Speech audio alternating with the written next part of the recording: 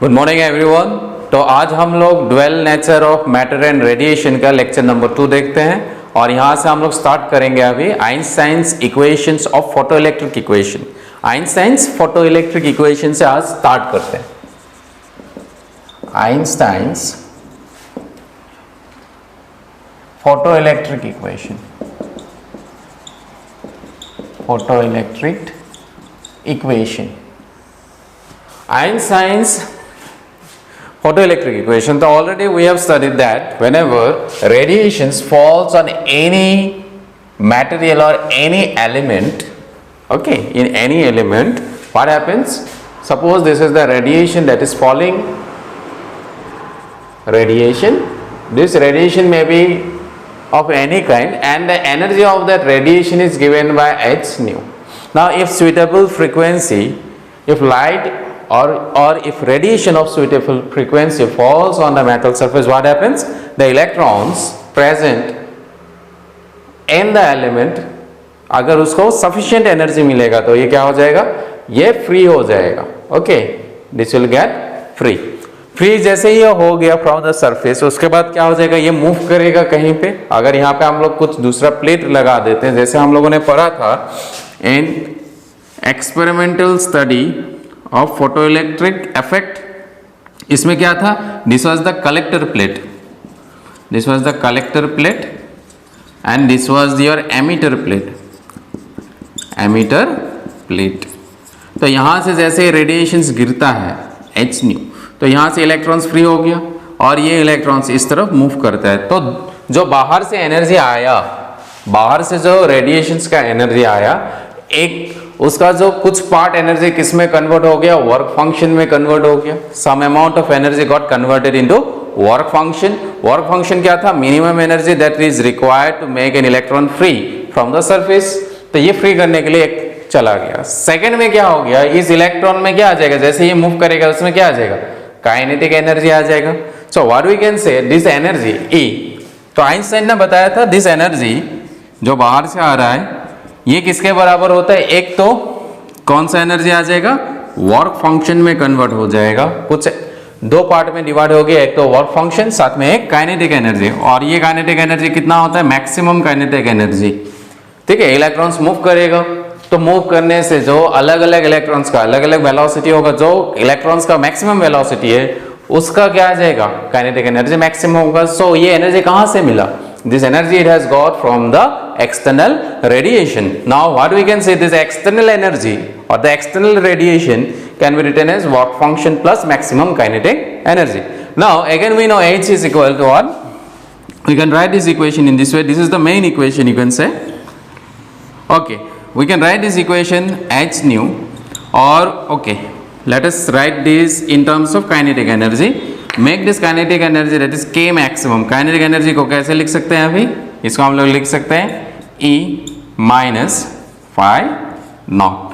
Okay, this is the main Einstein's equation. Now if you simplify this, you will get K maximum. K maximum is equal to maximum kinetic energy. E के लिए क्या लिख सकते हैं? H nu. Okay, frequency है। And work function क्या है? Work function minimum कुछ फ्रीक्वेंसी होता है जिसके चलते जस्ट क्या होता है? इलेक्ट्रॉन फ्री हो जाता है। उस मिनिमम फ्रीक्वेंसी को हम लोग क्या बोलते हैं? Threshold frequency. For a particular minimum frequency the electrons get free from the surface of the metal. So वो मिनिमम फ्रीक्वेंसी को हम लोग थ्रेशोल्ड फ्रीक्वेंसी बोलते हैं। So work function can be written as h mu naught. तो इसके लिए क्या लिखेंगे? H mu naught. Now if you take common, यहाँ से अगर कॉमन ले लेते हैं h, तो ये क्या आ जाएगा? h minus mu naught. तो ये भी एक आइंस्टाइन्स का इक्वेशन ही है। We can write in this way. अगर इसको हम लोग लिखते हैं, इस इक्वेशन को अगर हम लोग वेवलेंथ के टर्म्स में लिखेंगे तो क्या आ जाएगा? This becomes k maximum equal to this becomes h c by lambda minus h c by lambda naught. क्योंकि एनर्जी को कैसे लिख सकते हैं? h c बाय लैम्डा, और इसको क्या लिखेंगे? H C by lambda naught. This is threshold wavelength, ये थ्रेशोल्ड फ्रीक्वेंसी।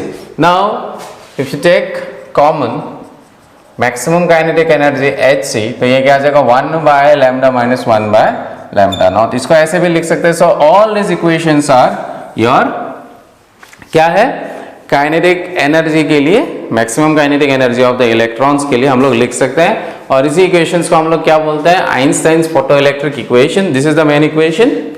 जिसको ऐसे भी लिख सकते हैं, इसको ऐसे भी लिख सकते हैं, इसको इस तरह भी लिख सकते हैं। This is in terms of frequency, this is in terms of wavelength, and this is in terms of kinetic energy and your work function. Again इसको थोड़ा सा हम लोग पता चलता है कि अगर हम लोग यहाँ पे इस प्लेट में नेगेटिव लगा देते हैं तो ये पूरा इलेक्ट्रॉन्स क्या होता है, रुक जाता है। उसको हम लोग क्या बोलते हैं, stopping potential. So in terms of stopping potential अगर लिखते हैं ये वाला equation, maximum kinetic energy can be written as stopping potential के बराबर होता है, हम लोगों ने पढ़ा था, K maximum is equal to e into V naught, फिर वी नॉट को क्या बोलते हैं हम, स्टॉपिंग पोटेंशियल। स्टॉपिंग पोटेंशियल तो maximum kinetic energy can also be written as e into V naught. तो इसको जगह हम लोग पुट कर सकते हैं यहाँ पे वैल्यूज, यू कैन सी। इसके जगह मैं अगर पुट कर देता हूँ, व्हाट विल यू गेट, इस इक्वेशन में मैं पुट कर देता हूँ। Suppose this K maximum can be written as E V naught, यहाँ में मैं पुट कर रहा हूँ। So this becomes E, this becomes phi naught, और you can see this is E V naught is equal to this becomes H nu minus phi naught, और ये stopping potential can be written as h mu by E minus phi naught by E. तो ये equation भी हम लोग इसको लिख सकते हैं इन दिस वे।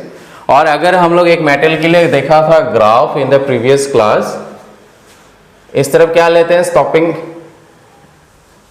इस तरफ हम लोग लेते हैं स्टॉपिंग पोटेंशियल, स्टॉपिंग पोटेंशियल, ये स्टॉपिंग पोटेंशियल है इस तरफ, और इस तरफ लेते हैं फ्रीक्वेंसी। हम लोगों ने कल एक ग्राफ देखा था, अगर एक मेटल है उसके लिए अगर हम लोग को ऐसा ग्राफ मिलता है, ये वाला फ्रीक्वेंसी को हम लोग क्या बोलते हैं, threshold frequency, mu naught. Okay, suppose this is a metal, एक मेटल प्लेट के लिए ऐसा था, ये स्टॉपिंग पोटेंशियल है इस तरफ। ओके, सो स्टॉपिंग पोटेंशियल का ये जो स्ट्रेट लाइन यहाँ पे इंटरसेक्ट करेगा, ये वाला graph, if you bring it back, यहाँ पे जब भी इंटरसेक्ट करेगा, ये वाला जो होता है ये minus phi naught upon E होता है, this is phi naught upon E, क्योंकि नेगेटिव एक्सिस में है, यू कैन सी। सो ये स्टॉपिंग पोटेंशियल जो हो जाएगा वो कितना आ जाएगा, minus phi naught upon e, this is the intercept. ऐसे भी हम लोग को मिलता है, ये इक्वेशन के लिए एक ग्राफ है। Okay, so this becomes is your stopping potential और आइंस्टाइन इक्वेशन, ये हम लोग को इतना मिलता है। नेक्स्ट हम लोग देखते हैं मैटर वेव किसको बोलते हैं। Next topic will be your matter wave, और इस मैटर वेव को कैसे डिफाइन किया जाता है, you can note it down till here. Matter wave क्या होता है हम लोग अभी देखते हैं। सो ये आइंस्टाइन इक्वेशन था, इतना ही था। इससे इक्वेशन से क्वेश्चंस बहुत आता है, ड्वेल नेचर से क्वेश्चन आएगा तो मैक्सिमम चांसेस है कि यहाँ से ही क्वेश्चन पूछेगा आप लोगों को। नीट में हो गया, JEE हो गया, maximum questions are asked from this equations, इस इक्वेशन से ही पूछा जाता है। Next we are going to see is your matter wave. Matter wave किसको बोलते हैं? नाउ कोई भी मैटर जब भी वो मूव करता है, any matter when it moves it behaves as a particle as well as wave. ये कौन बताया था? This was said by de Broglie. De Broglie ने क्या बताया था? कोई भी अगर चीज है जिसमें मोशन आ जाता है, if it has got motion, तो वो पार्टिकल के जैसा भी बिहेव करेगा एज वेल एज वेव के जैसा भी बिहेव करता है। ओके, इसी को मैटर वेव बोलते हैं। Next is your matter wave. Matter wave किसको बोलते हैं? whenever a particle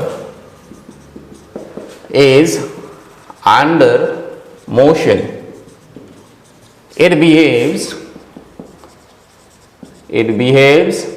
as a, or whenever a particle is under motion, it behaves as a particle as well as wave. Next, the wavelength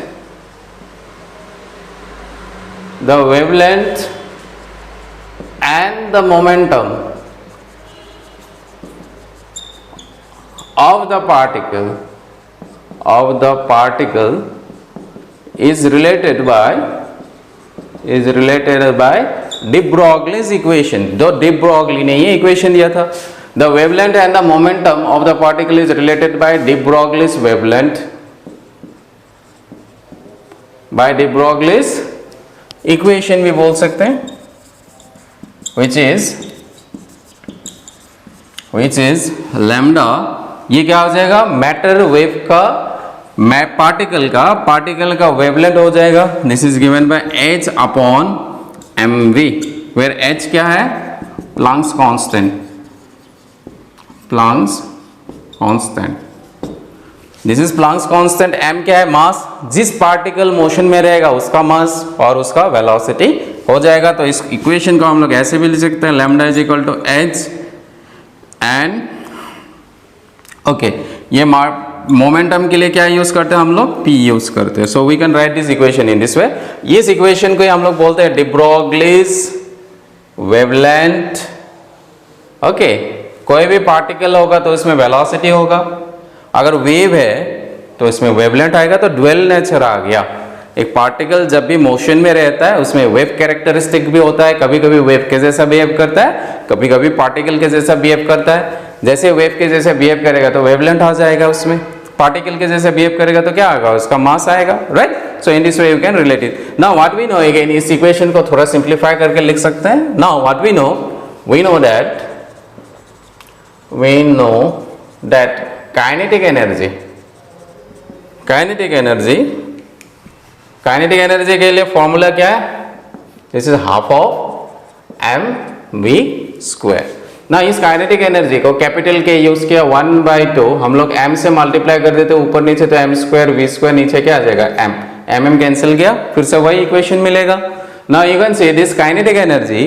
okay, so what we can write, this is half and this becomes mv, common ले लिया, m square लिख दिया. Now mass into velocity क्या होता है, mass into velocity is your momentum. So what we can write, this k is equal to 1/2, this is p square by m, where p is momentum, power नहीं है, power का भी equations आता है. So what we can write, this p is equal to 2m k under root आ जाएगा. इसको simplify करके तो इस p के जगह क्या पुट कर सकते हैं, 2m k. So wavelength, therefore lambda can be written as, ये जो लैम्डा आ जाएगा इसके जगह हम लोग क्या लिख सकते हैं, h divided by under root of 2m k, where k is the kinetic energy. So यहाँ पे हम लोग de Broglie's equation can also be written in this way, इसको ऐसे भी हम लोग लिख सकते हैं. Right. Again what we have studied that maximum kinetic energy को स्टॉपिंग पोटेंशियल के टर्म्स में भी लिख सकते हैं, that is equal to q into V. Kinetic energy is equal to potential energy. तो इसको सब्स्टिट्यूट कर देंगे तो यहाँ पे कितना आ जाएगा, lambda is equal to h divided by under root of 2m q into v. So this can also be written in this way. Okay, so we can write the equation in this format also. Now remember, तो किसी भी चीज का wavelength निकाल सकते हैं. अभी we can find the wavelength of any particle. suppose electron है, प्रोटॉन है, ड्यूटेरियम है. so किसी भी चीज के लिए हम लोग निकाल सकते हैं. so हम लोग एक इक्वेशन लिख देते हैं यहाँ पे. ओके, इसको नोट डाउन कर लीजिएगा. so suppose wavelength for an electron, ये वेवलेंथ अगर इलेक्ट्रॉन है, इलेक्ट्रॉन के लिए ये वेवलेंथ का वैल्यू कितना आ जाएगा. ओके, नाउ सी यहाँ पे h हम लोग को पता है, h कितना होता है, 6.6 इंटू 10⁻³ जूल सेकेंड होता है. मास ऑफ एन इलेक्ट्रॉन, अगर इलेक्ट्रॉन लेंगे तो मास कितना होगा, 9.11 into 10⁻³ kg. Okay, this is a constant. q का वैल्यू क्या होता है, इलेक्ट्रॉन के लिए चार्ज होता है 1.6 इंटू 10⁻⁻19 कूलम होता है. If you substitute all the values, electron के लिए वैल्यू जो होता है वो कितना मिलता है, 0.286 divided by under root of v. और ये किस में आएगा, एंगस्ट्रॉम में आएगा. You have to remember the value. Wavelength for an electron is given by this value, याद रखना है. ये सब वैल्यूज अगर यहाँ पे सब्स्टिट्यूट कर देते हैं, if you substitute it, electron के लिए कितना मिलता है, इतना फॉर्मूला है, याद रखना है. सिमिलरली अगर ये क्या होता है, प्रोटॉन के लिए होता है, if this is okay, this is for proton था, दिस वाज फॉर इलेक्ट्रॉन के लिए ये आता है 12.27, दिस इज 12.27 आता है angstrom. Okay, 12.27 under root of V वो इलेक्ट्रॉन के लिए आता है। प्रोटॉन के लिए क्या आता है, सेम वैल्यूज अगर यहाँ पे आ जाएगा तो this become 0.286 divided by under root of V, ये भी किस में आ जाएगा, एंगस्ट्रॉम में आएगा। अब तो प्रोटॉन के लिए सब्स्टिट्यूट करेंगे, प्रोटॉन के लिए इसमें चेंज हो जाएगा mass, mass will be different for proton. Okay, now again अगर ड्यूटेरियम के लिए आ जाएगा लैम्डा फॉर ड्यूटेरियम, तो उसके लिए कितना आ जाएगा 0.202 divided by under root of V angstrom. ये फॉर्मूलाज याद रखना है, वैल्यूज याद रखना है, कैलकुलेशंस के टाइम में हम लोग यूज करेंगे। Now in case of neutron, ये तो आ जाएगा न्यूट्रॉन। न्यूट्रॉन क्या होता है, न्यूट्रल पार्टिकल, न्यूट्रल पार्टिकल, इसमें तो कोई चार्ज वार्ज नहीं होता है। इसके लिए जो वेवलेंथ आता है लैम्डा, किसके लिए, न्यूट्रॉन के लिए, इसके लिए कितना आ जाएगा 0.286 divided by under root of energy, this energy should be in electron volt. Okay, ये आंसर किस में आएगा, एंगस्ट्रॉम में आएगा। न्यूट्रॉन के लिए वेवलेंथ से ये पूरा जो इक्वेशन आ जाएगा, ये क्या आ जाएगा, under root of E into electron volt में होना चाहिए, किसके लिए, न्यूट्रॉन के लिए। न्यूट्रॉन क्या होता है, न्यूट्रल पार्टिकल होता है। सो ये सब फॉर्मूलाज हम लोगों को याद रखना है क्वेश्चन सॉल्व करने के लिए। Okay, these are the main formulas. Okay, suppose we have a gas molecule, suppose same अगर gas molecule, okay, wavelength for a gas molecule of mass m, अगर एक गैस मॉलिक्यूल है जिसका मास कितना है, m है, then its wavelength is given by lambda is equal to, okay, this is h divided by under root of 2m, this is k and this is t. Now remember this small k is known as your Boltzmann's constant. T is absolute temperature,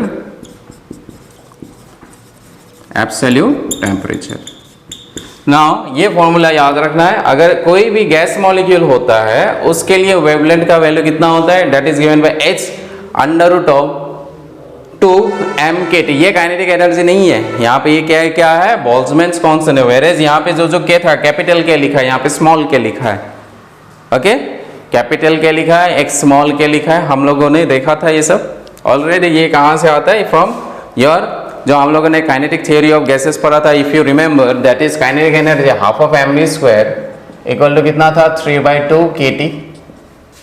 याद आ रहा है, monoatomic gas के लिए लिखते थे हम लोग, तो ये सब सब्स्टिट्यूट करके हम लोग निकाल सकते हैं। So these are the main formulas of de Broglie's equation as well as Einstein's equation.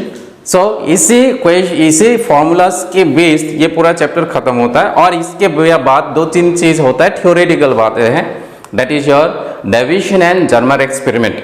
Deviation and Germer experiment क्या था, डेविएशन एंड जर्मर एक्सपेरिमेंट में क्या किया गया था, जो डी ब्रोगली ने बोला है कि वेवलेंथ क्या होता है, डी ब्रोगली ने क्या बोला है, जो मैटर का पार्टिकल होता है वो wavelength is given bye h/mv। और ये जो चीज है इलेक्ट्रॉन के लिए थ्योरेटिकली कुछ वैल्यू मिलता था, इसी चीज को किसने, deviation and Germer, deviation and Germer ने ये जो इक्वेशन है इसको लैब में प्रूफ किया गया था कि इलेक्ट्रॉन का वेवलेंथ कितना होता है। Okay, and it was found for a voltage, क्योंकि यहाँ पे हम लोगों ने इक्वेशन लिखा है कहाँ वोल्टेज आ रहा है, you can C V। Electron के लिए क्या था, ये V होता है, इसका V का वैल्यू कितना था, लैब में जैसे देखा गया था V डिफ्रैक्शन दिखाता है किस पोजीशन में, जब V का वैल्यू क्या हो जाता है, V का वैल्यू 54 वोल्ट होता है। V का वैल्यू कितना होता है, 54 वोल्ट। यहाँ अगर 54 वोल्ट पुट कर देते हैं, 1.65 एंगस्ट्रॉम इलेक्ट्रॉन का वेवलेंथ मिलता है, that is nearest to the actual value or actual wavelength of an electron. This was proved by Davisson and Germer in the lab. Because जो de Broglie ने बोला है that is a theoretical concept. Whatever de Broglie has said about the wavelength, this is a theoretical concept. It was not proved in the lab. This was proved in the lab by Davisson and Germer, and it was found that the voltage is equal to how much? 54 volt. If we put the value 54 volt, we'll get the wavelength of your electron, that is equal to 1.65 angstrom. तो last part है ये पूरा chapter का, ये theoretical बातें खत्म हो चुका है लगभग. और एक चीज होता है फोटो. ओके यही से खत्म हो जाता है. इसके बाद हम लोग क्वेश्चंस शुरू करते हैं. आप लोग बुक खोल लीजिएगा. ऑलरेडी हम लोगों ने क्वेश्चंस किया था क्वेश्चन नंबर 10 तक. उसके बाद हम लोग क्वेश्चन सॉल्व करते हैं. इसके बाद आप लोग बुक खोल लीजिए. Open that book and let us see. Will continue from that question. हम लोगों ने क्वेश्चन नंबर 10 तक सॉल्व किया था, तो वहां से देखते हैं. क्वेश्चन नंबर 11 से शुरू करते हैं. कुछ क्वेश्चंस करते हैं. आज का टॉपिक से भी क्वेश्चंस रहेगा इसी में. Okay now let us see question number 11. आप लोग पढ़ लीजिए, इसको नोट डाउन कर लीजिएगा ये फॉर्मूला, और you will get in your book. जो आपके बुक है, you will get all this formulas in your book.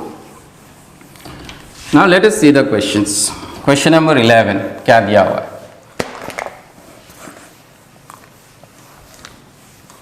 Question number 11 पढ़ लीजिए क्या दिया है. Go through the question. Okay आसान क्वेश्चन आता है. Remember the question from this chapters are very easy. कुछ टफ क्वेश्चंस नहीं आता है.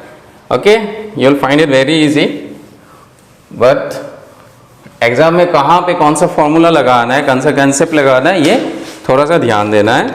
Now let us see question number 11, level 1 का question number 11. See go through the question. क्या बोला गया है? A proton of wavelength 4400 angstrom. एक प्रोटॉन है जिसका वेवलेंथ दिया हुआ है कितना है? 4400 एंगस्ट्रॉम बोला है. Is passing through vacuum. The effective mass कितना होगा एंड मोमेंटम कितना होगा? What is the effective mass and momentum of the photon are respectively. Now what we know from de Broglie's equation, now what we have seen, lambda is equal to क्या होता है? h upon mv. So lambda is equal to h upon mv मतलब क्या है? p है. तो p निकालने के लिए बोला है, तो p इक्वल टू क्या आ जाएगा? h upon lambda. Simple question था. h क्या होता है? 6.6 into 10⁻34. Wavelength is given how much? 4400 into 10⁻10. This become 6.6. 44 into 10⁻2 into 10⁻34, और ये ऊपर चला जाएगा तो क्या आ जाएगा? -24 लिख सकते हैं. ये ऊपर जाएगा तो फिर से क्या आ जाएगा? -26. 6.6 44 10 रेज तो ये माइनस तो इधर गया -26, और ये हटा देंगे तो कितना आ जाएगा? This becomes 27. Right. So 11 4s are 44, 11 6s are 66, 2 2s are 4, 2 3s are 6. So this becomes 1.5 into 10 raised to -27. Momentum है तो kg meter per second will be the unit. So एक मिल गया ऑप्शन हम लोगों को 1.5. अच्छा ऑप्शन ए और B दोनों में दिया हुआ है, तो चेक करना पड़ेगा. नेक्स्ट को भी हम लोग को मास को भी निकालना पड़ेगा, इसको भी निकालना पड़ेगा, क्योंकि इन option A and B 1.5 into 10⁻27 दोनों वैल्यू दिया गया है. राइट. तो इसलिए चेक करना पड़ेगा m कितना आ जाएगा. नाउ व्हाट वी कैन से, यहां से अगर मास निकालते हैं, ओके p की जगह क्या लिख सकते हैं? Mass into velocity. Okay h तो पता है हम लोग को, क्या निकालना है? इफेक्टिव मास पूछा है, और कुछ पूछा है यहाँ पे. Okay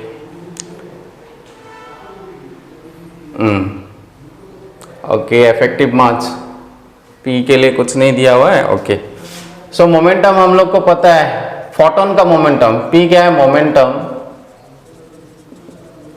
of photon. So momentum equal to क्या आ जाएगा? m इंटू c, क्योंकि फोटोन का जो स्पीड होता है that is equal to speed of light. So what we can say, that is mass कहाँ से आएगा? यहाँ से आएगा. मास मोमेंटम कहाँ है? यहाँ पे दिया हुआ है momentum P. Okay momentum P is given. और कुछ दिया है क्या इसमें? ओके यहाँ पे और कुछ नहीं दिया है. सो व्हाट वी कैन से,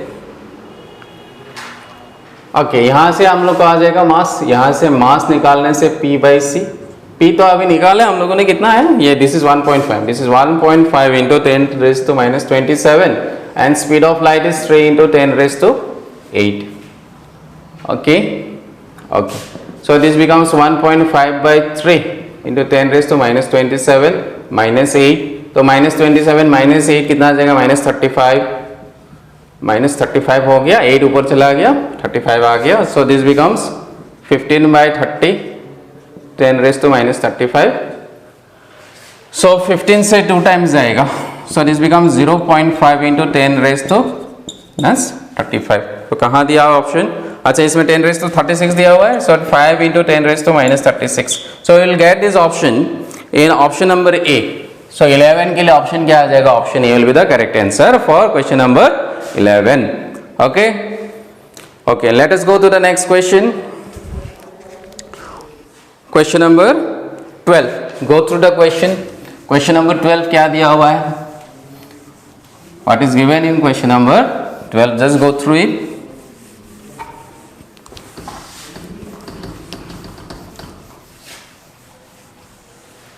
In question number 12 you will find what is given, a source S1 is producing 10⁻15 photons per second.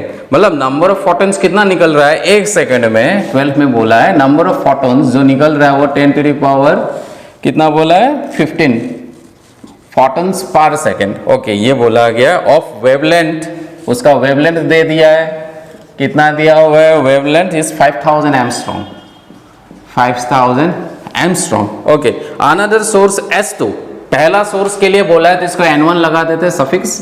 ये S1 सोर्स के लिए नंबर ऑफ फोटॉन्स कितना निकल रहा है एक सेकंड में 10⁻15 और उसका वेवलेंथ कितना उस फोटोन का 5000 एंगस्ट्रॉम. फॉर सेकेंड सोर्स जो S2 है, ये S1 के लिए था, S2 के लिए क्या दिया हुआ है, ओके, प्रोड्यूसिंग फोटॉन्स बोला है, ये फोटॉन्स प्रोड्यूस कर रहा है, ये कितना है 1.02 इंटू 10⁻15, ये बोला है इतना number of photons per second. और इसमें वेवलेंथ कितना दिया हुआ है λ2. सेकेंड सोर्स के लिए λ2 यूज किया है 5100 एंगस्ट्रॉम, ये बोल दिया है. The ratio of the power of source S2 to S1, power पूछा है, दिस इज नॉट, ये पावर कितना होगा, this is power. Okay, remember ratio of power पूछा है, ये वेव क्या है, मोमेंटम नहीं है. P दोनों सिंबल होता है, power as well as momentum दोनों के लिए यूज करते हैं. सो इसके लिए पूछा गया है हम लोगों को. So we know one relation, N is equal to P lambda by your Hc था. Number of photons per second में जो निकलता है वो कैसा होता है, power into wavelength divided by Hc. ना यू कैन सी Hc क्या है, दोनों कांस्टेंट है. तो अगर हम लोग इसको ऐसे भी लिख सकते हैं, P lambda by N equal to क्या हो जाएगा, कांस्टेंट. क्यों, ये पूरा टर्म क्या होता है, कांस्टेंट, ठीक है, प्लैंक्स कांस्टेंट है, ये क्या है, स्पीड ऑफ लाइट, तो कांस्टेंट मिल जाएगा. तो यहां से हम लोग क्या बोल सकते हैं, P1 λ1 by N1 is equal to P2 λ2 by N2. Question में हम लोग को क्या पूछा है, P2 अपॉन P1.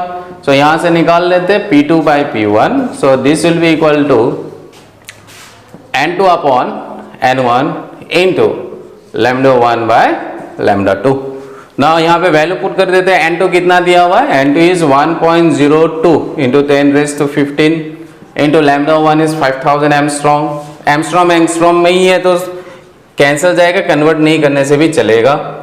ओके, दोनों यूनिट सेम है, रेशियो है तो कैंसिल जाएगा units. So N1 is 10⁻15 and ये कितना दिया हुआ है 5100, 20 हो गया, यहाँ से कैंसिल, ये तो गया कैंसिल. सो 5 2 ज़ा 10 कैरिंग 1 5, ये 5 आ जाएगा, 5 1 ज़ा 5, 10 के लिए 0 लिखना था, इसको 5 2 ज़ा 10 कैरिंग 1, तो 1 आ जाएगा, 5 1 ज़ा 5, ये आ जाएगा. So this becomes your 5.10. सही लिखा है, नहीं यहाँ आ जाएगा points. So this becomes here, अब सही है. सो दिस बिकम्स 51, कितना आ जाएगा 1. ओके, देखते हैं ऑप्शंस. अच्छा सही है, ऑप्शन बी में मिलेगा ये। सो 12 के लिए ऑप्शन क्या आ जाएगा? Option B will be the correct answer for question number 12। 13 को देखते हैं अभी। क्वेश्चन नंबर 13 से क्वेश्चन नंबर 13 क्या दिया हुआ है? Only when incident light has more than a certain minimum. Photo electric emission कब होता है? फोटो इलेक्ट्रिक एमिशन तभी होगा जो इंसिडेंट वेवलेंथ होता है। जैसे ये आ रहा है, इसमें फोटो इलेक्ट्रिक इफेक्ट दिखाना है तो जो रेडिएशन आएगा यहाँ से, एनर्जी क्या होता है? H mu. ये पार्टिकुलर फ्रीक्वेंसी के लिए ही होगा, सब फ्रीक्वेंसी डालने से नहीं होता, एक मिनिमम फ्रीक्वेंसी होता है। ये मिनिमम फ्रीक्वेंसी होता है, मिनिमम फ्रीक्वेंसी, जिसका मिनिमम फ्रीक्वेंसी के चलते ही यहाँ पे क्या दिखाता है? फोटो इलेक्ट्रिक इफेक्ट दिखाता है। कोई भी रेडिएशन डालने से इतना एनफ एनर्जी नहीं होता है कि इलेक्ट्रॉन्स को फ्री कर दे। फ्री करने के लिए मिनिमम अमाउंट ऑफ एनर्जी होना चाहिए, और एनर्जी किस चीज के ऊपर डिपेंड करता है?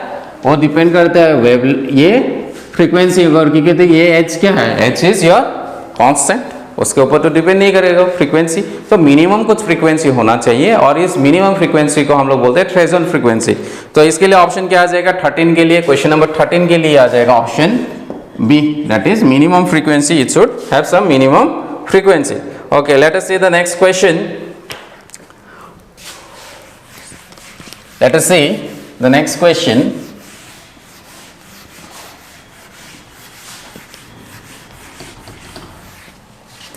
Come to the next question, question number 14.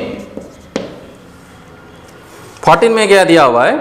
If the photoelectric current is IP, when a certain number of photons is incident on a photosensitive plate, if the number of photon is doubled, the photo current will be. So photo current and photoelectric effect में हम लोगों ने देखा था experiment में क्या था? एक कलेक्टर प्लेट था, एक कलेक्टर प्लेट था, ये एमीटर प्लेट था। रेडिएशन आके गिरा तो यहाँ से इलेक्ट्रॉन्स फ्री हो जाता है और इस तरफ मूव करता है, राइट? ये हम लोगों ने देखा था। नाउ अगर हम लोग देखते थे ऐसा ग्राफ था, यू कैन सी, अगर हम लोग इस तरफ photo electric current small I से रिप्रेजेंट करते हैं वाई एक्सिस में फोटो इलेक्ट्रिक करंट, और इस तरफ क्या था? इंटेंसिटी। सो इससे ऐसा स्ट्रेट लाइन हम लोगों को ग्राफ मिलता था, मतलब जैसे ही इंटेंसिटी बढ़ेगा करंट भी बढ़ेगा। इंटेंसिटी कब बढ़ता है? जब नंबर ऑफ इलेक्ट्रॉन्स यहाँ से जो निकलेगा, ये कैसे निकलेगा? जहाँ से यहाँ पे ज़्यादा रेडिएशन निकलेगा। सो यहाँ पे क्या बोला है? The photo electric current I P when, तो फोटो इलेक्ट्रिक करंट के लिए सिंबल क्या है बोला? आई पी बोला है। आई पी, ये आई क्या है? इंटेंसिटी है। Okay, if the number of photon is double, number of photons को यहाँ पे अगर डबल कर देंगे तो यहाँ से ज़्यादा निकलेगा, लीनियरली प्रोपोर्शनल है। ये डबल हो जाएगा तो इंटेंसिटी डबल हो जाएगा तो करंट भी क्या हो जाएगा? डबल हो जाएगा। तो डबल के लिए ऑप्शन क्या दिया हुआ है? ऑप्शन सी में दिया हुआ है, दैट इज 2IP। तो इसके लिए आंसर क्या आ जाएगा क्वेश्चन नंबर 14 के लिए? 2 eyes of IP will be the correct answer for question number 14। Okay, let us see question number 14 हो गया। 15 देखते हैं, 15 में क्या पूछा है and what we have to find it out. See question number 15, in a photoemissive cell with exciting wavelength lambda, the maximum kinetic energy of the electron is K if the exciting wavelength is changed to 3 lambda by 4। okay, मतलब initially जो wavelength था उसको lambda भी बोला गया। Second वाला case में ये लैम्डा 1 किसके बराबर बोला है? कोई भी रेडिएशंस गिरा रहे हैं, सपोज ये प्लेट था, इस प्लेट में हम लोग एनर्जी गिरा रहे हैं, इस एनर्जी के लिए जो वेवलेंथ आके गिर रहा है उसके लिए लैम्डा बोला है। सेकेंड वाला चीज, नेक्स्ट वाला दूसरा सोर्स यूज करके इसमें डाल रहे हैं तो उसमें जो वेवलेंथ है वो क्या बोला है? 3 लैम्डा बाय 4 बोल दिया है क्वेश्चन में।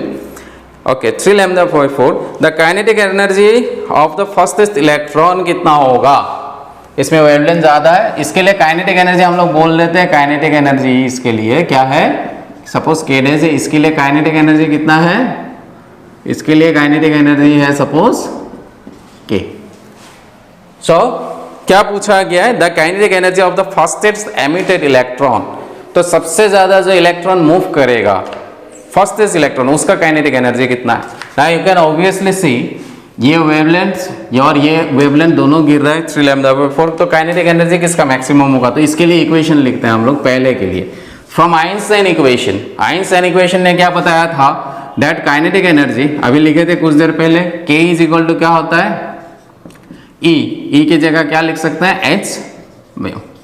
एच म्यू माइनस क्या होता है, वर्क फंक्शन फाई नॉट। ये पहला के लिए लिख रहे हैं, ऊपर वाला के लिए लिख रहे हैं। ओके ना, यहाँ पे वेवलेंथ के टर्म्स में दिया है तो म्यू के जगह क्या लिखेंगे, वेवलेंथ के टर्म्स में लिखेंगे k is equal to h, ये c बाई क्या आ जाएगा, lambda minus phi naught. Let us say this is equation 1। Second के लिए लिखते हैं, सेकेंड वाला जब वेवलेंथ सोर्स से गिर रहा है उसके लिए काइनेटिक एनर्जी कितना है, सपोज k डेज है, तो ये क्या आ जाएगा, एच सी। लैम्डा की जगह क्या पुट करेंगे अभी, 3 lambda by 4, so this becomes 3 lambda by 4 minus phi naught. So this becomes k dash equal to 4 ऊपर चला जाएगा, so this becomes 4 H C by 3 lambda minus phi naught. Let us say this is equation 2। Now subtract equation 2, हम लोग क्या करेंगे, अच्छा 2 से 1 को सब्ट्रैक्ट कर देते हैं। Okay so this becomes k dash minus k, 2 से 1 को माइनस कर रहे हैं, तो इससे इसको माइनस करेंगे तो ये चला गया, इससे इसको माइनस करेंगे तो क्या हो जाएगा, माइनस 5 माइनस माइनस प्लस 5, दोनों क्या हो गया, 0 आ जाएगा। यहाँ से कितना आ जाएगा, 4 H C by 3 lambda minus h c upon lambda. तो टेक एलसीएम, यहाँ पे क्या आ जाएगा, 3 lambda 4 H c minus 3 h c, so this become h c upon 3 lambda. So what we can say k minus k dash कितना आ जाएगा, h C by 3 lambda. सो हम लोग इसको थोड़ा अच्छे से लिख लेते हैं, क्या मिला मुझे, k dash minus k equal to h c upon 3 lambda, ये मिला ना। अगेन इक्वेशन 1 से हम लोग को क्या दिखाई देता है, यहां से हम लोग एच सी बाय लैम्डा को सेपरेट करके लिख लेते हैं। फ्रॉम इक्वेशन 1 इसी टाइप का क्वेश्चन नीट में आया है 2016 में, सेम क्वेश्चंस इसी के जैसा एकदम एग्जैक्ट क्वेश्चन आया है। From equation 1 what you will get, so this you will get h C by lambda, इसको यहाँ रखते हैं, ये माइनस इस तरफ आ जाएगा, क्या बन जाएगा, plus, so this becomes k plus phi naught. ना इस यहाँ पे यू कैन सी एक 3 है, डिनोमिनेटर में क्या है, 3 है, तो इसको अगर डिनोमिनेटर में 3 से डिवाइड कर देते सभी जगह, इसमें भी आ जाएगा एक k बाई 3 और इसमें भी आ जाएगा फाई नॉट बाय 3। ये इसका वैल्यू यहाँ पे सब्सटीट्यूट कर देते हैं इस इक्वेशन में। So what will you get, k dash minus k equal to h c by 3 lambda. H c by 3 lambda की जगह क्या लिख सकते हैं, k by 3 plus phi naught by 3। क्या किया है, ये जो एच सी बाई 3 लैम्डा है यहाँ पे, इसका वैल्यू ये है, यहाँ पे सब्सटीट्यूट कर दिया। Okay now k dash will be equal to how much, if you move it, k plus k by 3 plus phi naught upon 3. Take the LCM, 3 plus 1 4, 4k by 3 plus phi naught upon 3. Now see the options. आप लोग options देखिए। Now option में क्या दिया हुआ है, पहला options क्या बोला गया है इसमें, the kinetic energy of the first emitted electron will be, option है 3k by 4, 3k by 4, ये गलत है, नहीं है। नेक्स्ट में क्या बोला है, B 3k by 3, 3k by 3 इतना तो नहीं है, कुछ ऐड हो रहा है, इसके बराबर तो नहीं है काइनेटिक एनर्जी, इसका एनर्जी इसके बराबर थोड़ी है, कुछ तो ऐड हो रहा है, तो सेकेंड ऑप्शन भी गलत है। लेस देन 3k, लेस क्यों होगा, इसके साथ तो कुछ ऐड हो रहा है। Next more than 4k by 3, हाँ ये ज़्यादा है क्योंकि इसके साथ क्या हो रहा है, कुछ ऐड हो रहा है, मतलब इसका जो एनर्जी होगा इससे क्या हो जाएगा, कुछ ज़्यादा है। So will go for option number D. Option number D में क्या दिया, मोर देन 4k by 3, तो ये k डैश जो है 4k by 3 से ज़्यादा है, क्यों, कुछ ऐड हो रहा है इसके साथ, तो इसलिए ज़्यादा है। सो ऑप्शन कौन सा आ जाएगा, ऑप्शन डी आ जाएगा क्वेश्चन नंबर 15 के लिए। Okay note it down. Next question करते हैं, question number 16। Okay let us come to question number 16।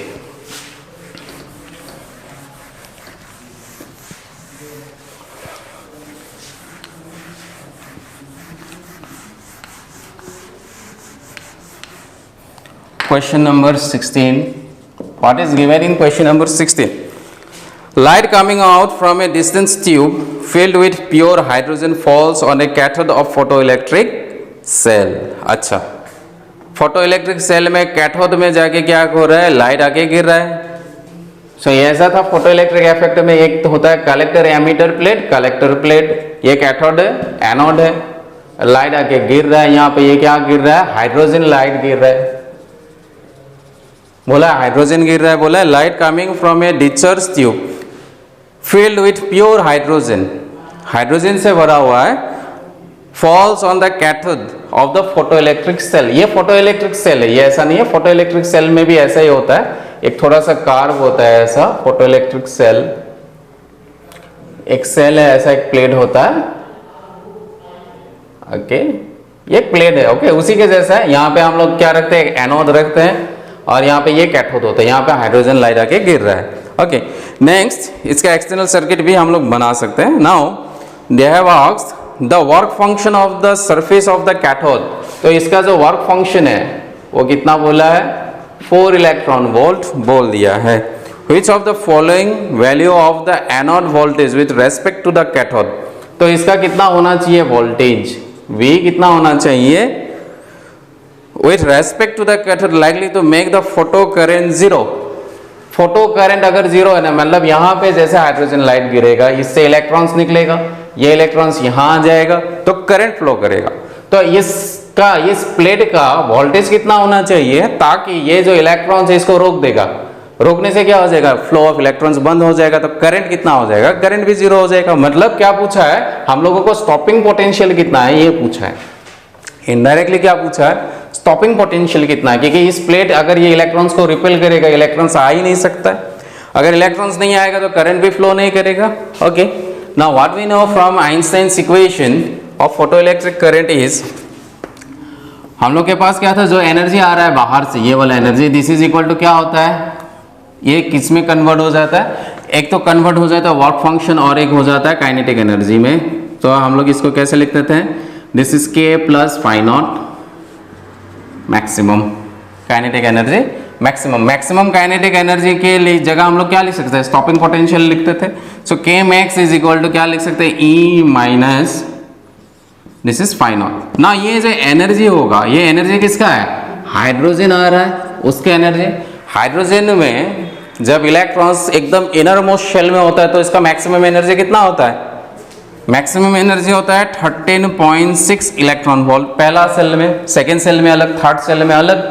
तो इलेक्ट्रॉन्स कहाँ घूमेगा, एक ही तो सेल होता है जनरली, हाइड्रोजन में इलेक्ट्रॉन्स कहाँ घूमता है, एक ही सेल में होता है। तो इसका एनर्जी कितना होगा पहला सेल के लिए 13.6 इलेक्ट्रॉन वोल्ट।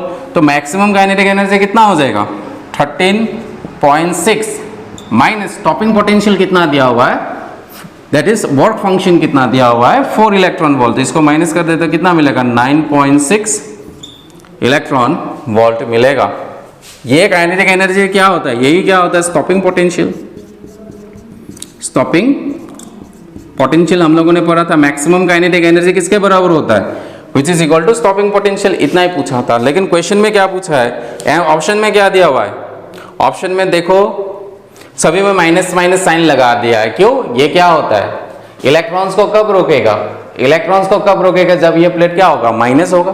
तो माइनस कितना हो जाएगा, ये actually this means minus, okay बिना साइन का देखते हैं। तो मिनिमम वोल्टेज कितना होना चाहिए 9.6, तो ये मिनिमम होना चाहिए, इससे कम होगा तो नहीं चलेगा, इससे ज़्यादा होने से भी चलेगा। तो ऑप्शन क्या दिया हुआ है, ए में 4 वोल्ट गलत है, ठीक है। नेक्स्ट क्या है 6 वोल्ट, ये भी इससे कम है।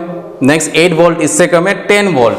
ऑप्शन डी में दिया हुआ है 10 वोल्ट। माइनस क्यों लगा है, क्योंकि ये रिटर्डिंग वोल्टेज है, ये जो कलेक्टर प्लेट होता है, दिस इज कलेक्टर प्लेट, और इस तरफ क्या होता है रिटर्डिंग वोल्टेज, रिटर्डिंग वोल्टेज। रिटर्डिंग वोल्टेज में साइन क्या होता है माइनस, और इस तरफ वोल्टेज क्या होता है प्लस। तो हम लोग को रोकना है, इस प्लेट का साइन क्या हो जाएगा, इसमें रोकना है तो माइनस प्लेट लगाएंगे, तो इसलिए साइन क्या दिया हुआ है माइनस दिया हुआ है। Exactly what you can say, minimum इतना वोल्टेज होना चाहिए, तो इसके ज्यादा भी होगा तो चलेगा, इससे कम होने से नहीं चलेगा। तो कौन सा सेटिस्फाई कर रहा है, option number D. So will get the correct answer in option number D, question number 16 के लिए ऑप्शन क्या आ जाएगा, option number D. Next let us come to question number 17। Come to question number 17 में देखते हैं क्या है।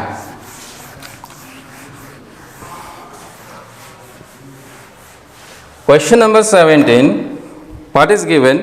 The photoelectric experiment, what they have said, the photo electric experiment, the potential difference, okay, एक ग्राफ दिया हुआ है, let us draw it, this is the graph, okay, ये दिया हुआ है, this is the origin O, इसका फ्रीक्वेंसी बोला है F0 और यहाँ से फ्रीक्वेंसी ज़्यादा है, थोड़ा सा F1 है, और इसके लिए वोल्टेज दे दिया है इस तरफ V1 और इस तरफ दिया है वोल्टेज V, स्टॉपिंग पोटेंशियल। सो ये पोटेंशियल डिफरेंस है और इस तरफ क्या है फ्रीक्वेंसी, जो अभी कुछ देर पहले हम लोगों ने ड्रॉ किया था। ये मिनिमम फ्रीक्वेंसी को क्या बोलते हैं, जिसके लिए पोटेंशियल 0 है, इसको बोलते हैं threshold frequency, threshold HOLD frequency. Minimum frequency for which the stopping potential is, या पोटेंशियल क्या होता है 0 होता है, पोटेंशियल जब 0 होगा फॉर मिनिमम फ्रीक्वेंसी, इस फ्रीक्वेंसी को क्या बोलते हैं, स्टॉपिंग पोटेंशियल बोलते हैं। ऑप्शंस में क्या क्या दिया हुआ है, ओके, ऑप्शन में क्या दिया, नाउ सिंपल है, कुछ नहीं, इसमें सेम इक्वेशन है जो हम लोग को पता है, kinetic energy maximum equal to कितना होता है, HC म्यू माइनस क्या लिखते थे, फाई नॉट, यही लिखते थे ना हम लोग। नाउ म्यू के जगह यहाँ पे क्या बोला है, फ्रीक्वेंसी F1 दिया हुआ है, ये जो नॉट है वर्क फंक्शन के लिए क्या लिखेंगे, वर्क फंक्शन के लिए भी तो एनर्जी होता है, ये क्या लिखेंगे H, हम लोग म्यू नॉट लिखते थे, यहाँ पे म्यू नॉट के जगह क्या बोला है, F0 बोला है, और इस H न्यू के जगह क्या लिखना है, F1 बोला है, सो इट कैन, हम लोग इसको एनर्जी लिख देते हैं E इक्वल टू क्या है, H म्यू है, यहाँ पे क्या आ जाएगा, ये H F1 आ जाएगा, so what we can write, this is H F1 minus इसके लिए क्या आ जाएगा, H F0 from the diagram you can see, so यहाँ से H कॉमन लेंगे तो क्या आ जाएगा, F1 minus F0, so maximum kinetic energy, the maximum kinetic energy के लिए ये आ जाए equation, this is given in option C, so 17 के लिए क्या आ जाएगा, option number C will be the correct answer for question number 17। 18 देखिए क्या दिया हुआ है, an electromagnetic radiation has an photon of energy, photon दिया हुआ है जिसका एनर्जी कितना दिया हुआ है, 14.4 kilo electron volt, okay, part of the electromagnetic spectrum is billing, कौन सा स्पेक्ट्रम में ये रहता है, तो हम लोग को पता है लैम्डा इज इक्वल टू कितना था, वेवलेंथ निकाल लेना है यहाँ से, सो यू कैन सी, अगर ये नैनो एमस्ट्रॉन्ग में लिखेंगे तो क्या लिखेंगे, 1240 divided by energy, this energy should be in electron volt. Now ये इलेक्ट्रॉन वोल्ट में एनर्जी दे दिया है, वेवलेंथ आ जाएगा, यहाँ से कैलकुलेट कर लेना है, इसको पुट कर देना है, ठीक है, पुट करके देखना है वेवलेंथ कितना आता है, जितना वेवलेंथ आएगा, जिसका जिसका रेंज में आता है उसको कैलकुलेट कर लेना है, you will get the answer, okay, you will get the answer from here, you can find it out. तो क्या दिया, infrared, visible range, gamma ray and X-ray region, तो वेवलेंथ आप लोग को पता होना चाहिए, विजिबल के लिए रेंज क्या है 400 नैनोमीटर से 750 नैनोमीटर, एक्सरेज के लिए कितना था 10 to the power -10, ऐसा ऐसा जो वेवलेंथ होगा तो सिंपल फार्मूला से पुट करके निकाल लीजिए, provided you should know the range, then only you can find it out, you can do it by yourself. Now see question number 19, कर लीजिए इसको, और याद होना चाहिए किसके लिए ये वेवलेंथ होता है, then only you will be able to solve it. Now in question number 19 what is given, one diagram is given to us, ये भी एग्जाम में पूछा गया है ये questions, okay, this is anode potential, anode potential, anode मतलब collector plate है, ये कलेक्टर प्लेट, कलेक्टर प्लेट का पोटेंशियल दिया हुआ है, एक ग्राफ गया है ऐसे, स्ट्रेट जा रहा है, ऐसे मूव कर रहा है, this is moving in this वे, यहाँ से गया एक यहाँ पे इस तरफ है, और दूसरे जगह से जा रहा है, एक यहाँ से जा रहा है इस तरफ, this is A, this is B and this is C, this is photo current, इस तरफ दिया हुआ है photo current I, okay, this is. Now options में क्या पूछा गया है, देखो स्टॉपिंग पोटेंशियल किसके लिए सेम सेम है, सेम सेम कब होता है, इसका स्टॉपिंग पोटेंशियल ए और बी, ए और बी के लिए स्टॉपिंग पोटेंशियल सेम है, यू कैन सी, दोनों के लिए सपोज ये V0 बोल देते हैं, ये V01 बोल देते हैं, ए और बी के लिए स्टॉपिंग पोटेंशियल सेम, लेकिन करंट डिफरेंट है, मतलब ये सैचुरेशन करंट था, ये क्या था, saturation current for intensity I1, ये saturation current for intensity I2। तो क्वेश्चन में क्या दिया है, ए बी के फॉर्म में बोला इंटेंसिटी, इसके लिए I लिखेंगे, IA, इसके लिए क्या लिखेंगे IB। दोनों क्या हो जाएगा, डिफरेंट होगा। IA और IB तो सेम नहीं है, from the graph you can see. A के लिए ये सैचुरेशन करंट होगा, बी के लिए ये सैचुरेशन करंट होगा। सो IA जो है वो IB के बराबर नहीं है। नेक्स्ट ए और बी, यू कैन सी ये जो ए है और ये बी है, दोनों के लिए स्टॉपिंग पोटेंशियल क्या है, ये भी कहाँ आ रहा है, सेम। स्टॉपिंग पोटेंशियल सेम होता है। सेम कब होता है स्टॉपिंग पोटेंशियल, जब फ्रीक्वेंसी सेम होता है। मतलब ए का जो फ्रीक्वेंसी है वो बी के फ्रीक्वेंसी दोनों क्या है, सेम है। So from this graph you can conclude, देखिए फ्रीक्वेंसी जब सेम होगा तो पोटेंशियल, स्टॉपिंग पोटेंशियल क्या हो जाएगा, सेम। इंटेंसिटी अलग अलग तो क्या हो जाएगा, यू कैन सी यहाँ पे इंटेंसिटी क्या है, अलग अलग होता है। फ्रीक्वेंसी सेम होने से भी इंटेंसिटी अलग अलग हो सकता है, प्रोवाइडेड हम लोग अलग अलग पावर का बल्ब यूज कर रहे हैं या सोर्स ऑफ लाइट यूज करते हैं। So intensity is directly proportional to क्या होता है, फोटॉन्स होता है। सो यहाँ से हम लोग को क्या पता चलता है, ये ऑप्शन आ रहा है, ये कहाँ दिया हुआ है, you can find this in option A. So 19 के लिए क्या आ जाएगा, option number A will be the correct answer for question number 19। Okay, now let us see question number 20। 20 में क्या दिया हुआ है, come to the question number 20। What is question number 20 में क्या दिया हुआ है। Now see question number 20, for the thermoic emission a cathode or emitter is heated in evacuated space to emit electron. Choose the incorrect option regarding thermoic emission. Option A, thermionic emission का मतलब क्या है, गर्म करके हम लोग क्या करते हैं, इलेक्ट्रॉन को रिलीज करते हैं, दैट इज थर्मोइक एमिशन। पहला वाला क्लास में बताया था कितना टाइप्स ऑफ एमिशन होता है। Now tungsten is preferred as suitable material as it has work function at it has low work function. तो आप लोगों को टंगस्टन के लिए वर्क फंक्शन पता होगा, कितना था, एक टेबल बनाया बताया था, सो 4.5 इलेक्ट्रॉन वोल्ट। ये क्या लो है, क्या ये लो है, whether this work function is low, लो नहीं है, बहुत ज़्यादा है, वर्क फंक्शन बहुत ही ज़्यादा है, तो इसलिए टंगस्टन का हम लोग यूज़ नहीं कर सकते हैं। वर्क फंक्शन कम होना चाहिए तभी फोटो इलेक्ट्रिक एमिशन दिखाता है। सो पहला ऑप्शन ही गलत है। सो ये कहाँ दिया, ऑप्शन ए। सो 20 के लिए option A will be the correct answer. For question number 21, graph दिया हुआ एक, this is given, this is one, this is another one, ये थीटा दिया हुआ है, this is another theta, this is 5 and this is 10।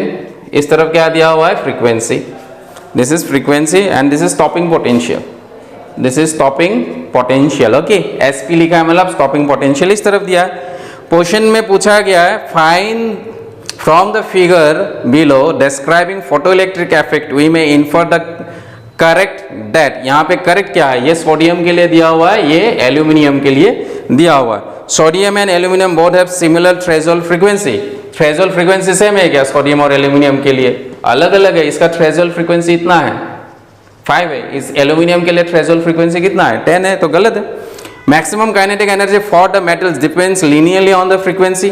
Maximum kinetic energy के लिए formula क्या है, K maximum h mu minus phi naught. हाँ, frequency के ऊपर डिपेंड करता है, लीनियरली, लीनियरली डिपेंड कर रहा है। वाई इक्वल टू क्या लिख सकते हैं, M X plus C. So linearly depend कर रहा है। So this is the correct answer. 21 के लिए क्या आ जाएगा, B will be the correct option. Okay, next is question number 22। Question number 22, question number 22 में क्या दिया हुआ है, what is given in question number 22। See 22 में क्या बोला है, photo cell is illuminated by small bright source placed 1 metre away. एक सोर्स है, एक प्लेट है, डिस्टेंस कितना है इसका, 1 मीटर बोला गया है, इसको इल्यूमिनेट कर रहे हैं, इसमें फोटो इलेक्ट्रिक इफेक्ट दिखाएगा। फोटो सेल बोला है, फोटो सेल है ये। Next, when the same source of light is placed 0.5 metre away. Now इसको कम कर देते हैं, ये कितना आ जाएगा, 0.5 मीटर। तो उस केस में क्या पूछा गया है, when the same source is placed the number of electrons emitted by the cathode would be. तो हम लोग को पता है intensity is directly proportional, inversely proportional to distance का क्या होता है, स्क्वायर होता है। 0.5 मतलब क्या होता है, 1/2। सो I is inversely proportional to, ये क्या हो जाएगा, ये क्या आ जाएगा, 1 बाय, यहाँ नहीं आ जाएगा, this becomes 1 divided by 1 by 2 का square, so this becomes 1 inversely proportional to 1 by 4, सो ये आ जाएगा 4 टाइम्स। सिंपल क्वेश्चन था। कहाँ दिया है? Increases by a factor 4, option B में दिया हुआ है। क्वेश्चन नंबर दिस इज 22 के लिए ऑप्शन क्या आ जाएगा? बी। ओके, नेक्स्ट है क्वेश्चन नंबर 23 में क्या दिया हुआ है? Go through the question. 23 में क्या दिया हुआ है? Question number 23, what is given? A laser used to weld detached retinas emit light with a wavelength of 652 nanometer in pulses that are 20 millisecond duration. Okay, the average power during each pulse is 0.6 watt. तो क्या क्या दिया हुआ है हम लोग लिख लेते हैं। Let us write it down। क्या बोला है? A laser used to weld detached retina light with a wavelength दिया हुआ है 652 नैनोमीटर। नेक्स्ट दिया हुआ है पावर, जिस पावर इज 0.6 वाट। टाइम दिया हुआ है 20 millisecond, so this becomes 20 into 10⁻³ seconds. Question में पूछा है find the energy in each pulse. हर एक पल्स के लिए एनर्जी कितना होता है ये पूछा है। सो एनर्जी के लिए हम लोग के पास फॉर्मूला क्या था? 1240 divided by lambda should be in nanometre. ये क्या आ जाएगा? इलेक्ट्रॉन वोल्ट में आता है, ये फॉर्मूला लिखा था। सो ये इक्वल टू कितना आ जाएगा? 1240 divided by lambda. Lambda nanometre में है, हाँ नैनोमीटर में है, 652। ओके, सो 6 से कितना टाइम्स जाएगा? 2 टाइम्स तो नहीं जाएगा क्योंकि 52 ये 40 है, सो 1.9 आ जाएगा। सो ये इलेक्ट्रॉन वोल्ट में आएगा 1.9 electron volt. You will do the calculations, you will find it. So 1.9 option D में है। नेक्स्ट इसको फाइंड आउट कर लेते हैं। नेक्स्ट क्या पूछा है हम लोगों को? ये तो आ गया हम लोगों का पल्स के लिए एनर्जी आ गया। अगेन हम लोग को पता है एनर्जी इक्वल टू क्या होता है? Power into time. Energy is equal to power into time, क्योंकि इलेक्ट्रिकल पावर या पावर इज इक्वल टू क्या होता है? Energy divided by time. Power कितना दिया हुआ है? 0.6। टाइम कितना दिया हुआ है? 20 इंटू 10⁻³। सो 6 2 12, 120 एक जीरो आ गया यहाँ 10⁻³ this will be in energy. ये क्या आ जाएगा? जूल में आ जाएगा। अगर इसको इलेक्ट्रॉन वोल्ट में कन्वर्ट करना है 10⁻³ तो इसको किससे डिवाइड करना है? 1.6 इंटू 10⁻19। तो इसको डिवाइड करने से इतना आंसर आएगा। कितना आ जाएगा? 12 आ जाएगा 1.6, 10⁻³ एंड 19 माइनस कितना आ जाएगा? ये +16 आ जाएगा। सो दिस बिकम्स 10⁻⁻1 कर देते हैं, ये प्लस आ जाएगा 12/6 इंटू 10⁻, ये 17 आ जाएगा। ऑप्शंस कहाँ कहाँ क्या क्या दिया हुआ है? अच्छा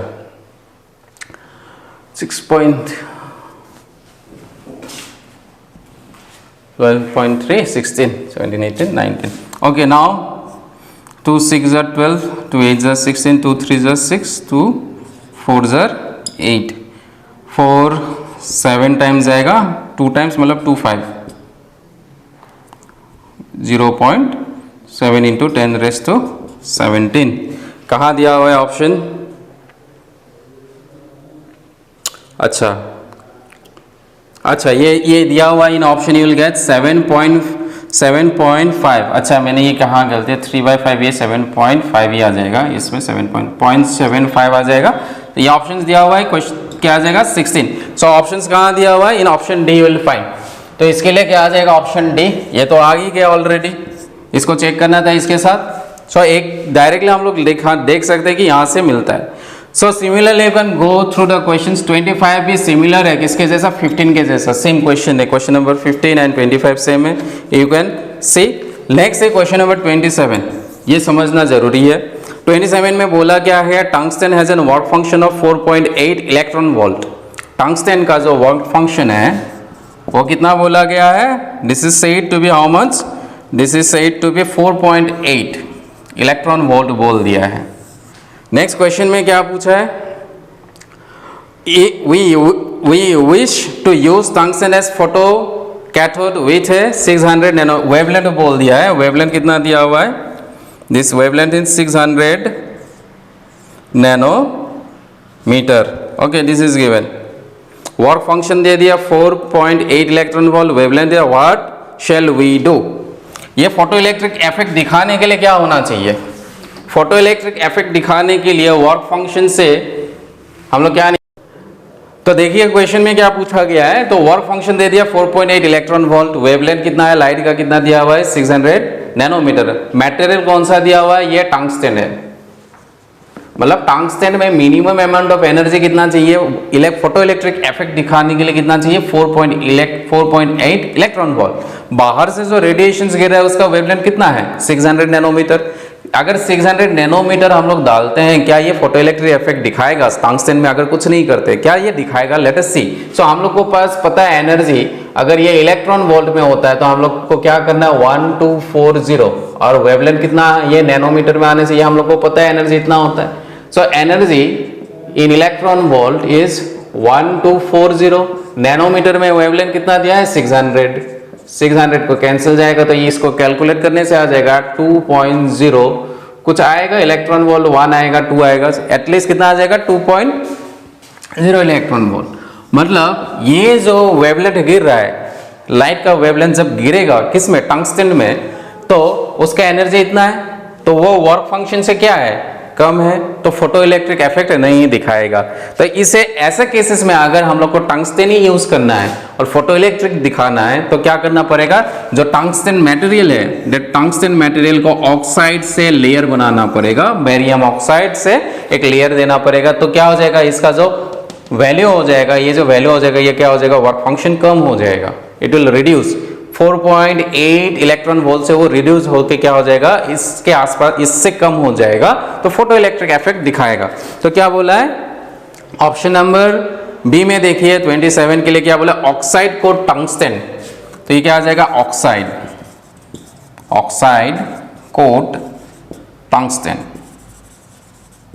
जनरली कौन सा ऑक्साइड लगाता है, बेरियम ऑक्साइड हम लोग डालते हैं किसमें, टंगस्टन में, तब वो क्या दिखाएगा, ये फोटो इलेक्ट्रिक इफेक्ट दिखाएगा, अदरवाइज नहीं दिखाएगा। Okay, so in this way you try the questions, only main questions तो हम लोगों ने किया है, मेन क्वेश्चंस, और क्वेश्चंस करेंगे in the next class. Just आज जितना किया आप लोग प्रैक्टिस कीजिएगा। आज के लिए इतना ही, थैंक यू।